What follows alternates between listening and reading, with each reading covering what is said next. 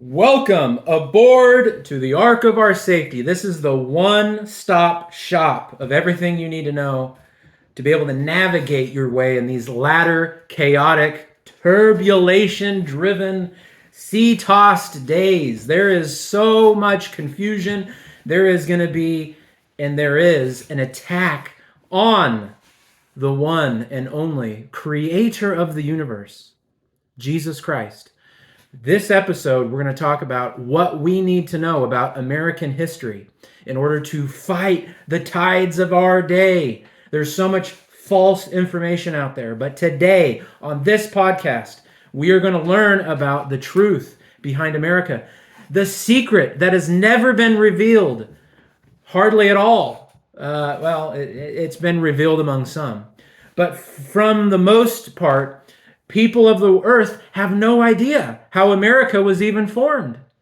And in this episode, I'm going to talk to you about the secret weapon.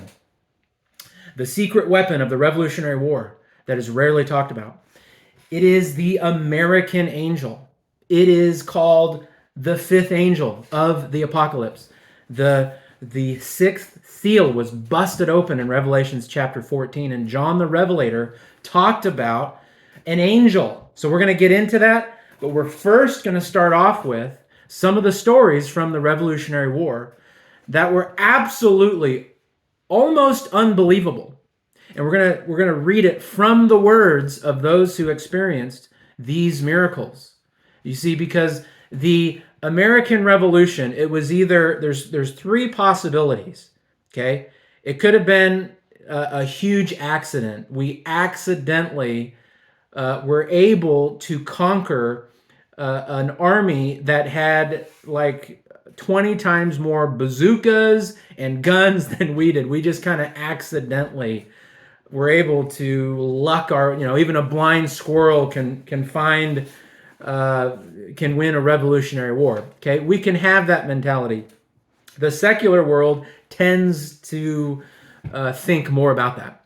It's just lucky. Okay, the second way that we can think about the Revolutionary War is that the British were just not very good fighters.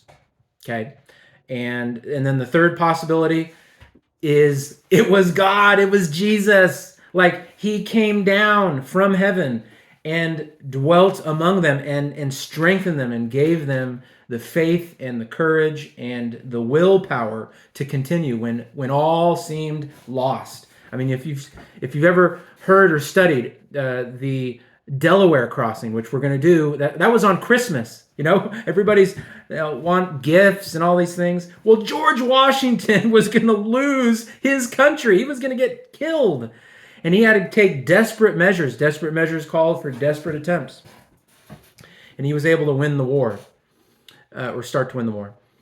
But so let's start off with George Washington telling us a little bit about where he thinks or why he thinks or how he thinks America was able to win the war.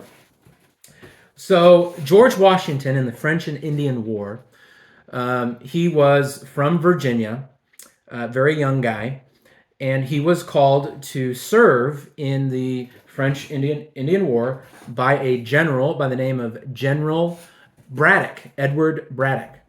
And this was in 1755. George Washington came up with his 100 Virginian buckskins. I still haven't been able to find what does that mean? Is that maybe if you're from Virginia or if comment in the link below. But anyway, he came up and they started firing. There were shots going off, and there was 86 officers in that battle, and about 71% of them were killed. And George Washington was one of 24 soldiers who survived. And in the middle of that battle, his friend General Braddock died. He was shot with a bullet, and so Washington had requested several times from the governor of Virginia that there needed to be military chaplains, but he had been refused. And so George Washington assumed the role of general and commander. And he buried General Braddock. He read the funeral services, offered a prayer, and had some read some scriptures from the Holy Bible. Okay, and so why was he doing that? Because he believed in God. He believed in Jesus. He looked at everything. If you go back in American history, 1746, the French or some nation in Europe had sent a Navy ship to come and kill everybody in America. Okay, 1746. And the nation at that time, and George Washington would have been alive, so he would have known about this. But in 1746, a bunch of religious leaders got together and they said, we got to pray that God protects this nation because we don't have enough guns to be able to handle all of those ships and everything. I mean, I don't know, I can't remember what we did to tick off the French or some other European country out there, but they were going to come and just kill us. And we prayed, and a storm was arose, and it totally just destroyed that ship, and all of those people that were coming to kill us got destroyed. So back in those days, people knew that there was people that hated America, that there was something that needed to give them peace, that they weren't the very strong nation. They weren't a very strong nation at all, that they depended upon other people. And so George Washington, from a very young age, would have seen all of this and would have been attendant to prayer and would have had a relationship with God, which he did. Everyone that knew George Washington knew that he was a believer in Jesus Christ. Okay? So what did George Washington... So when George Washington was in this battle, news went quickly to everybody that all of the troops had been killed. And so George Washington, I mean, he's getting away from the battle scene. He's trying to I've got to fight the false information, and so he writes a letter back home. And this is what he says. He says that he had been preserved, quote, by the all-powerful dispensations of Providence. I have been protected beyond all probability and expectation. For I had 4 bullets through my coat, and 2 horses shot under me, and yet escaped unhurt, although death was leveling my companions on every side. So my first question, George Washington, is, okay, so your horse got shot out from underneath you. How did you go and get the other horse? But nonetheless, 2 horses were shot from underneath him, which means he was he had to find a third horse. And he realizes that after he's writing the letter, he looks into his jacket and he finds that there's 4 bullet holes in his coat, and he remained untouched. And everybody else is dying around him. He sees blood and carnage. Okay, and so he continues to write, and he says. He says, Providence has hitherto preserved. Okay, this is a preacher now that hears about the protection of George Washington. His name was Samuel Davies, and so he was talking about the supernatural preservation of George Washington. Like, oh my goodness, this is amazing. And so Samuel Davis. He talked about, and George Washington at that time was pretty unknown. I mean, and if you go and study the French and Indian War, he actually had made a lot of really stupid mistakes. Okay, there was a lot of things that he had done. I mean, he was in his 20s. So he was a young stallion, so to speak, didn't have the seasoned experience like he did in the Revolutionary War. But this is Reverend Samuel Davies, okay? So this is a preacher talking about stuff like this, and people wanting to know. Yeah, back then it was cool. Okay, and this is what he said. He said, Providence has hitherto preserved him for some importance service to his country. So Samuel Davis is like, yeah, 4 bullet holes in the coat, 2 horses knocked out, and you still are kicking around. Yeah, you God has a plan for you. God has plans for you. So 15 years later, George Washington is going back to western Pennsylvania from Virginia. But this time he's not there to kill people or fight a battle. He's there to peacefully do some surveying, looking at the land and trying to pick out what land is good and map it all down. Whatever surveyors do, I don't know what exactly they do. But I'm sure they get pretty good money for it. But news had spread that he was in town, and there was some Indian chiefs that came, and they sought him out because they remember him during the French and Indian War. And so there was a Indian, they call him the ancient-faced leather man. Okay, that's the only thing I could find. They call him a leather-faced Indian, whatever that means. Okay, and they heard that Washington was in town, and he goes up to him and tells him this story over a campfire. Okay, maybe they're roasting marshmallows. I don't know. Okay, and they begin to tell him about how they saw they were specifically targeting each one of the British and American officers. Okay, and so he had specifically targeted George Washington, and he was pointing his rifle at George Washington. Now, he says that he had never missed a shot. Not once. Had never missed. If he was shooting at somebody, he would hit that target every time. He was the sharpshooter of all sharpshooters. He tries to shoot George Washington and misses. He's like, okay, maybe something wrong with the gun. He fires again. Something wrong with his gun. He misses again. A third time. A fourth time. He's like, am I really just having a bad day at firing? So he tries a couple more times. Well, 17 times goes by, and he's pointed the gun at George Washington just like he had done all of his life, and was able to kill people. He finally says, okay, I think he's under the protection of the Great Spirit. Okay, these are personal accounts telling these stories to George Washington. Then there is a second Indian named Red Hawk. And Red Hawk says the exact same thing, except he says, I shot and I shot, I shot. It was 11 times, and I realized that you were under the protection of the Great Spirit. And so after this, he said he told his braves to cease fire. Like, stop shooting at this man. He's not gonna die. Now, ceasefire today, it is a very political thing now, and I'm not gonna go into it, but they were like, yeah, we're gonna surrender because this man is protected by the Great Spirit. All right. So that's an incredible story. Now, here's the cool thing.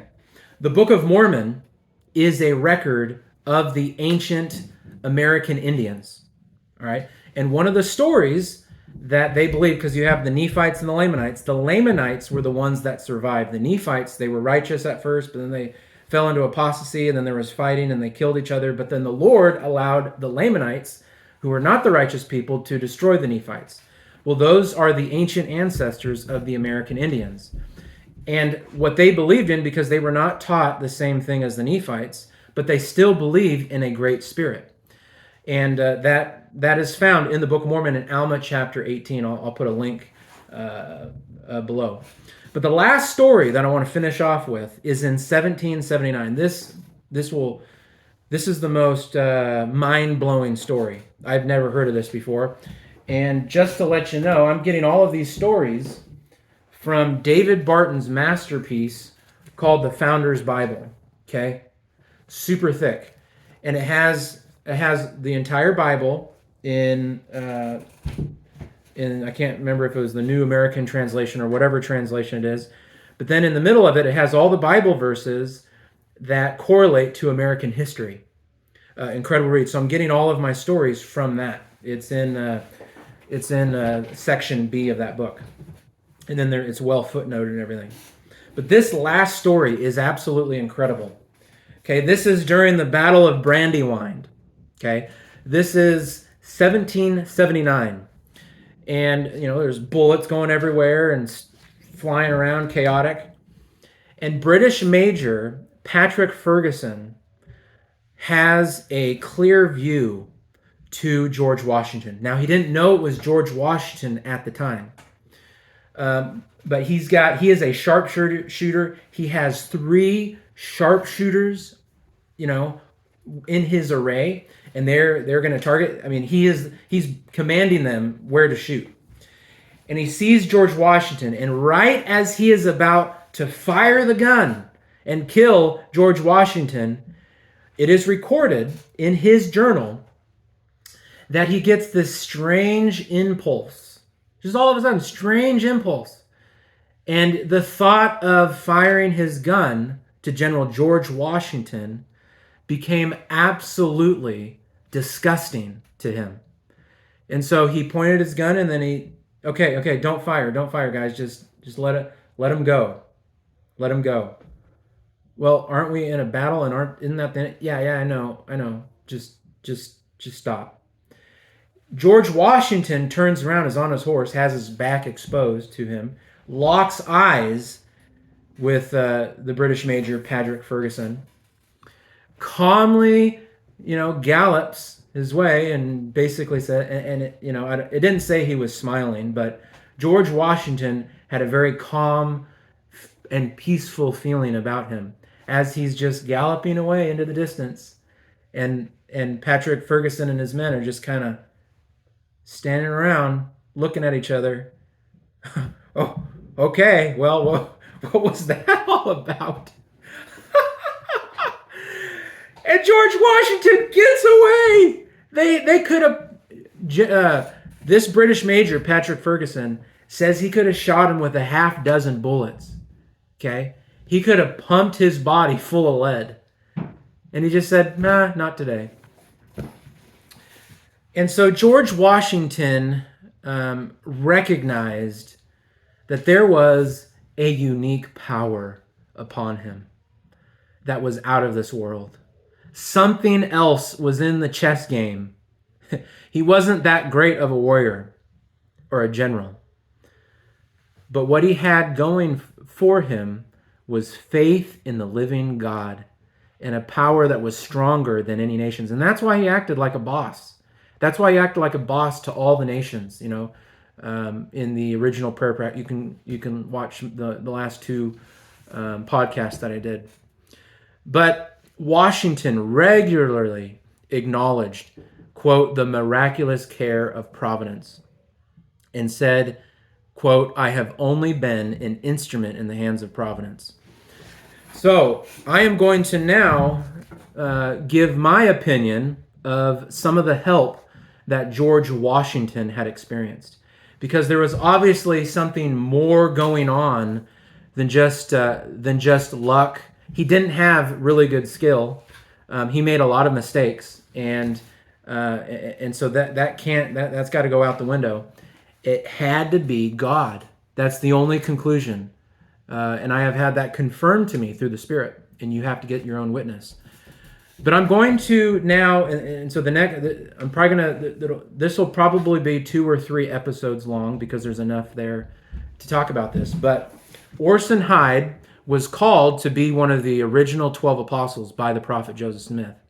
Now, I believe that the prophet Joseph Smith restored the gospel of Jesus Christ here in America, and that here in America you got this stronghold, and then it's supposed to go out to all the nations. Okay, so Orson Hyde was an apostle on the original this Church of Jesus Christ of Latter-day Saints. He served under 3 presidents of the church: the prophet Joseph, Brigham Young, and John Taylor. He was one of the greatest apostles in this dispensation of time. Now, George Washington loved to use the word dispensation. He used that in the French and Indian War. But Latter-day Saints, a lot of trials, won't go into all of it, but they got kicked out of Missouri and Illinois, and they had to find peace in Salt Lake.